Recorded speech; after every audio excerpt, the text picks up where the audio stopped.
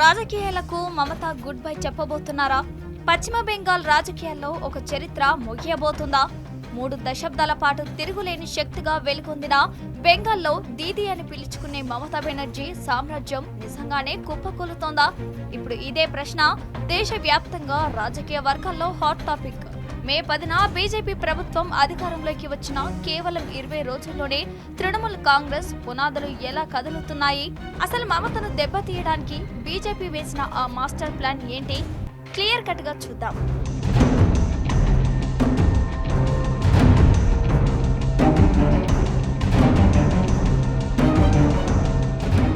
పశ్చిమ బెంగాల్లో మే 10న బీజేపీ ప్రభుత్వం అధికారంలోకి వచ్చింది.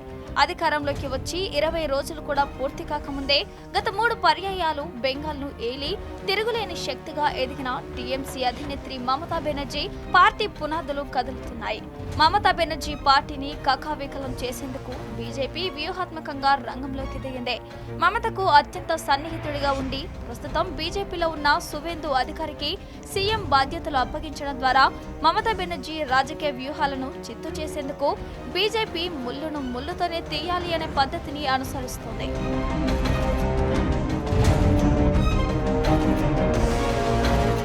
2024 ఎన్నికల్లో తృణమూల్ కాంగ్రెస్ 24 మంది ఎంపీలను గెలుచుకుంది. అయితే వీరిలో దాదాపు 20 మంది బీజేపీతో టచ్ లో ఉన్నారనే ప్రచారం జోరుగా సాగుతోంది. ఒకవేళ వారు పార్టీ ఫిరాయిస్తే ఫిరాయింపుల చట్టం నుంచి తప్పించుకునేందుకు తృణమూల్ కాంగ్రెస్ ను లోక్సభలో బీజేపీలో విలీనం చేసే అవకాశం ఉందని రాజకీయ విశ్లేషకులు భావిస్తున్నారు. ఇది బీజేపీకి అత్యంత అవసరం కూడా.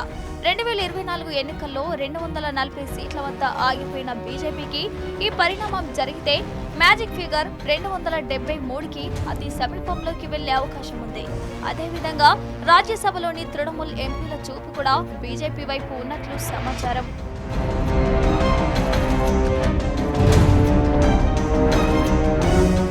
తాజాగా జరిగిన అసెంబ్లీ ఎన్నికల్లో తృణమూల్ కాంగ్రెస్ 80 స్థానాలను గెలుచుకుంది.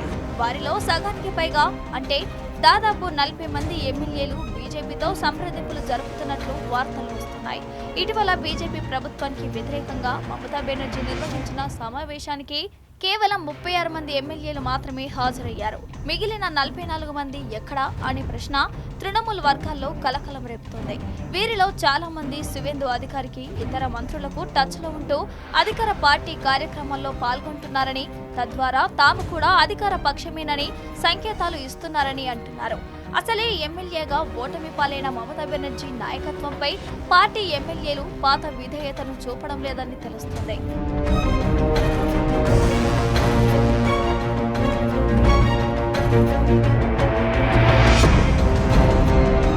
15 ఏళ్ల మమతా బెనర్జీ పాలనలో జరిగిన అక్రమాలు, అవినీతిపై వరుస కేసులు నమోదు చేసేందుకు బీజేపీ ప్రభుత్వం సిద్ధమవుతుంది.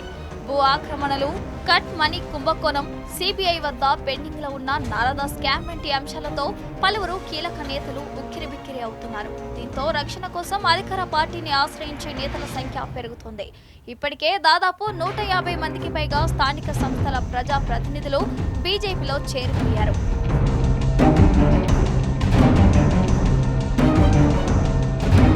తృణమూల్ కాంగ్రెస్ భవిష్యత్తు అగమ్య గోచరంగా ఉండటంతోనే చాలా మంది పార్టీని వీడుతున్నారని అంటున్నారు. ప్రస్తుతం 72 ఏళ్ల వయసులో ఉన్న మమతా బెనర్జీ మరో 5 ఏళ్ల పాటు రాజకీయంగా ఎంతవరకు పోరాడగలరు అనేది ప్రశ్నార్థకంగా మారింది.